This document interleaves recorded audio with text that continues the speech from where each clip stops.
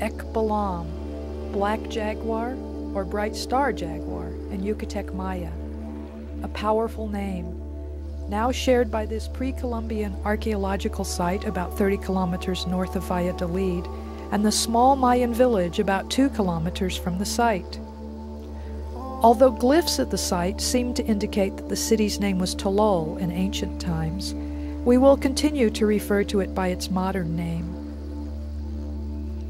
There is much evidence that the site of Balam was inhabited for about 1,000 years, nearly twice as long as other Mayan cities in the Yucatan. Construction began in the late pre-classic era, 100 BC to 300 AD, and continued well into the late classic period, 700 to 900 AD.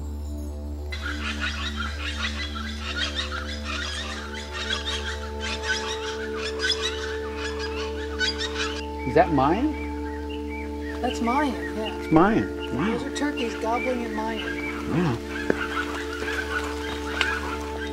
The site may still have been inhabited at the time of the Spanish invasion. Today, continuing excavation and study reveals that it may be one of the most important and influential Mayan sites in the Yucatan, even though only a fraction of it has been excavated to date. Most of its impressive architecture dates from the late Classic period, a time when the city controlled a populous and prosperous countryside. Most of the ruins you see here date from that period. The city lost much of its influence around the end of that period, probably due to politics, conflicts, and war. In comparison, this was about the time of the rise of the Chaco culture to the north in New Mexico. The modern pathway to the ruins is along the remains of a sacbe, one of the network of roads that radiated out from Balam. Sacbe is a Mayan word meaning white road. These were wide, absolutely straight, raised, paved roads that extended for miles through the jungle, linking cities, including Balam, Chichen Itza, and Coba. Similar roads were constructed by the Chaco culture to connect far-flung sites, roads that were 30 feet wide and arrow straight. The presence of the sacbe is an indication of the importance of Balam, possibly as an agricultural center of the Yucatan. Some historians believe that Balam's economic strength was based on the production of honey, corn, wax, and cotton. Even today, the area still produces an abundance of honey, corn, and vegetables, farmed by the modern descendants of those Maya. You enter the ruins through an ancient entryway in the remains of a wall system that surrounded the inner ceremonial center of the city. Here, an archway meets the sacbe, with an altar where people probably would have made offerings to the gods when arriving or departing from this part of the city. The walled ceremonial center encompasses less than 1 square kilometer.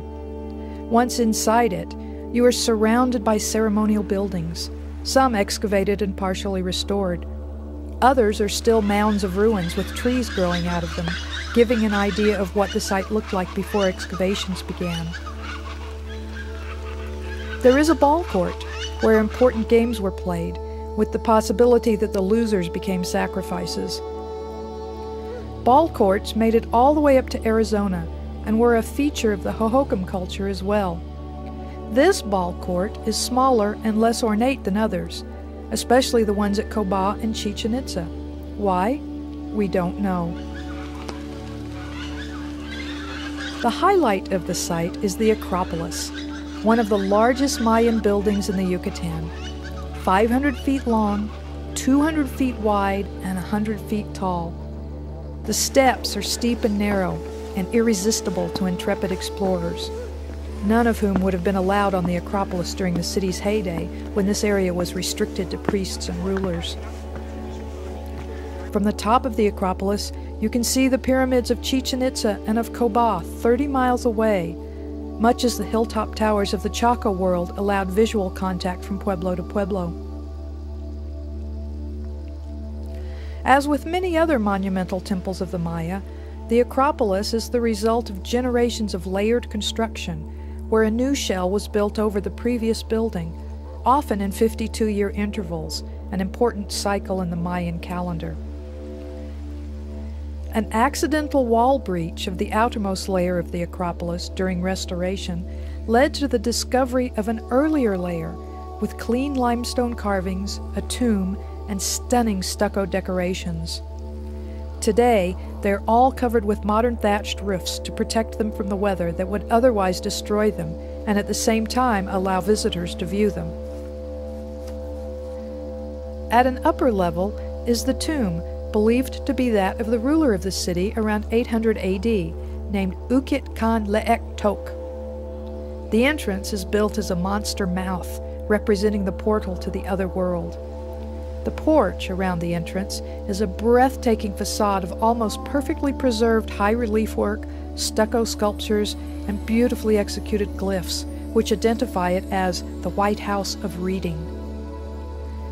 The decorations include menacing symbols of the underworld, fish, flowers, and angels, as well as the massive, gaping mouth edged with enormous fangs. Even the floor and the steps are covered with smooth stucco. Ukit Khan Leek Tok is identified in glyphs as the King of Kings, ball-player warrior, and first from the heaven. Some 7,000 items, including a golden frog, delicately carved shells, and obsidian blades, were found in his tomb. Evidence may indicate that bloodletting ceremonies and blood sacrifices were performed here, but the research isn't definitive yet. The sprawl of the Acropolis also includes temples, passageways, stairways, columns, and rooms at various levels. The ground level includes rows of small rooms, some of them still inhabited today. The backside shows you the amount of work involved in building the structure, and then in excavating and restoring it. Glyphs along the front of the Acropolis resemble fat T's, a wind glyph, and a motif adopted by the Chaco culture as well, used for their doorways, as a decoration on their pottery, and so on. Hopi historians believe they have traced the migration route of some of their clans back through the Chaco world all the way to the Yucatan, but does that include Ekbalam? We don't know. A path to the side of the Acropolis leads to one of the water cisterns.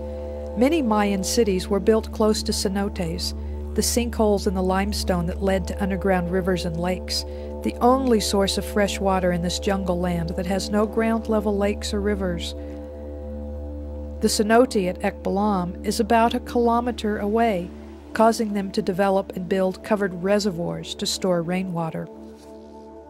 The jungle encroaches wherever it can, but at one time this whole area was a large city, with the ceremonial center surrounded by other buildings and the thatched houses of the regular people, a building style still practiced today.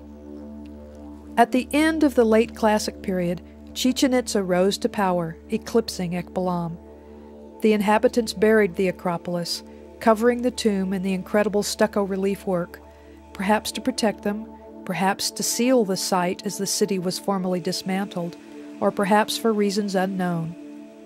Kivas and villages in the southwest were often ceremonially sealed when their populations moved on. Whatever the reason, their action preserved the stucco sculptures and the many inscriptions.